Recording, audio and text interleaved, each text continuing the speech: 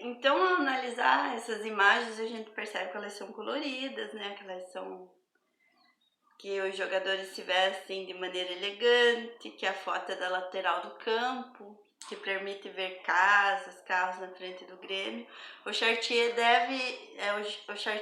afirma que deve-se considerar essas representações coletivas como construtoras de um mundo social e analisar como esses momentos em que as pessoas se reúnem e promovem representações coletivas fazem do campo do Grêmio um palco de diversos acontecimentos, né? E eu fiz algumas entrevistas, né, a pessoas que prestigiaram os eventos do Grêmio, e eles, nesse dia do trabalho, eles falaram para mim que neste dia jogou o time dos gaúchos de bombacha contra o time dos ternos e gravata. E outros times jogaram amistosos também. Assim, a diversão e entretenimento durou o dia inteiro.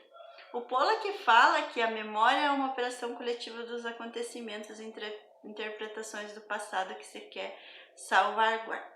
Ele fala também que ela integra as tentativas mais ou menos conscientes de definir e de reforçar sentimentos de pertencimentos e fronteiras sociais entre a coletividade.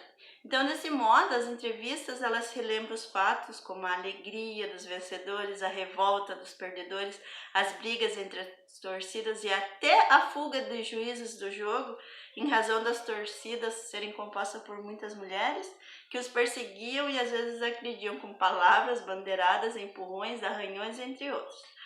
E porque elas, né, ao verem as competições, elas não achavam que eles eram justos nos seus julgamentos e que por muitas vezes eles prejudicavam os seus times, então elas tinham que reagir de alguma maneira, né? Puxa vida, que injustiça lá no campo. Então era bem difícil para os juízes, né? Então, analisando, né, o Grêmio era cheio de representação social das pessoas que ali estavam, que se identificavam com os valores e a cultura do futebol.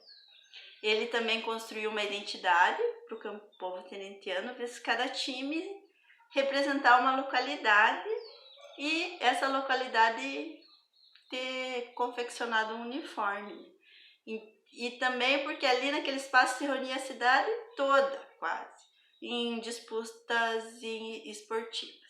E que literalmente ele dividia a sociedade também em times de maior prestígio, de menor prestígio, e diante de tantas representações e acontecimentos, a sua desativação fez com que a população fosse privada desse espaço de entretenimento. E essa notícia, da desativação do Grêmio, ela foi notícia no Jornal Regional de 4 de agosto de 2017. O jornal traz a seguinte reportagem: o estádio do Grêmio será reativado. Ele fala que ele foi um palco de muitas histórias, conquistas. O Grêmio Esportivo Tenentiano está há alguns anos abandonados, dos arredores lotados de torcedores aos jogos do Municipal, só restou vestiários e botequins abandonados, além do mato alto. Esclarece que o espaço é de propriedade da tradicional equipe do Grêmio, né, que devido a uma documentação, ele não é um espaço municipalizado, né, e que ele não recebe recursos públicos para isso, e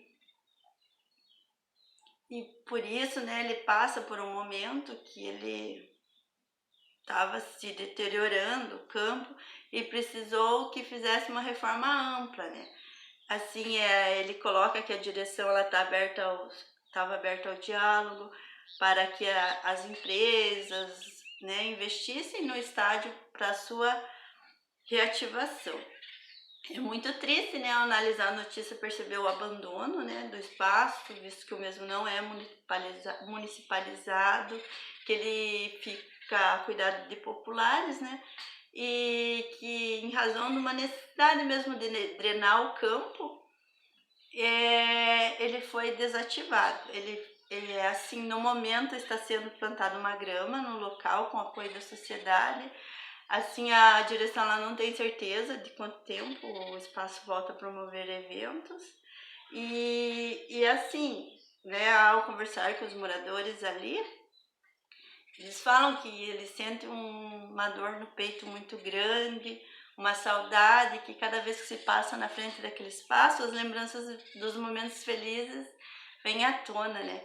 O Cardoso e o Von Reise falam assim que a história do tempo presente é um lugar autorizado para se construir uma narrativa científica acerca do que vivemos, de como vivemos e do que estamos consagrando como memória, e por contraste do que estamos esquecendo, né? Então, cada vez que vai passando o tempo e esse espaço é desativado, as memórias elas vão se perdendo. Então, a importância da sua ativação novamente, né?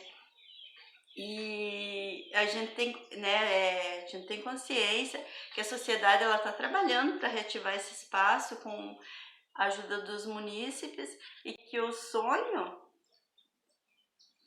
é que o Grêmio volte a promover jogos novamente é de toda a população, né?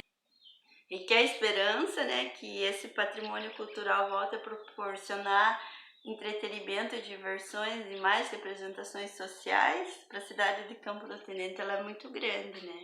E a gente acredita muito na revitalização do Campo do Grêmio, com certeza, né? Esse espaço vai voltar a ser um espaço de diversão para a população, novamente. Bem, agora é o nosso último capítulo, que eu trago uma abordagem dos times que jogaram no campo do Grêmio Esportivo. Eu afirmo novamente, o espaço era um espaço de entretenimento que os times se reuniam para jogarem jogos no final de semana e a torcida vinha prestigiar os times das suas preferências, né? E que ali se deram diversos campeonatos.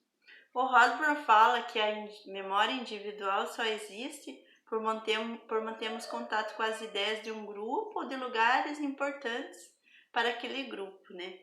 Então, as memórias, elas de cada pessoa se dão à sua maneira daquele espaço, né?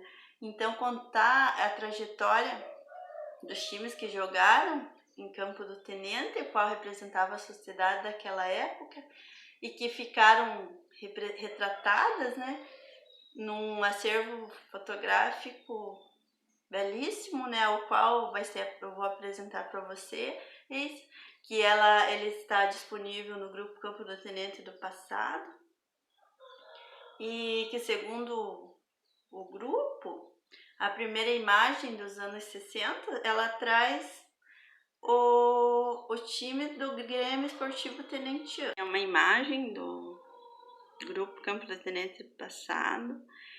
Segundo eles, retrata o Grêmio Esportivo Tenentiano da década de 60. A imagem em preto e branco e mostra a realidade dos jogadores, o uniforme da época. A segunda imagem, né, do time do Grêmio da década de 70. É o jogador do grupo Campo do Tenente do passado. Imagem em preto e branco, tem um menino ali à esquerda, à direita. Dá para ver as casas no fundo. E segundo relatos, era um desejo muito grande dos moradores morar na frente do Grêmio Esportivo Tenente. Imagem do grupo Campo do Tenente passado ainda. Ela é colorida, ela retrata o time do Ribeirão Vermelho, ela é uma imagem da década de 90, né? E dá para ver o povo uniformizado para prestigiar o evento. Imagem do ano 2000, né? Ela traz o time do Leite nos uniformes vermelho e branco com escudo no peito. Imagem, né? Terceira imagem do grupo Campo do Tenente do passado. Ela traz os jogadores do Grêmio do ano 2000. 2009, e nesse ano o time foi vice-campeão.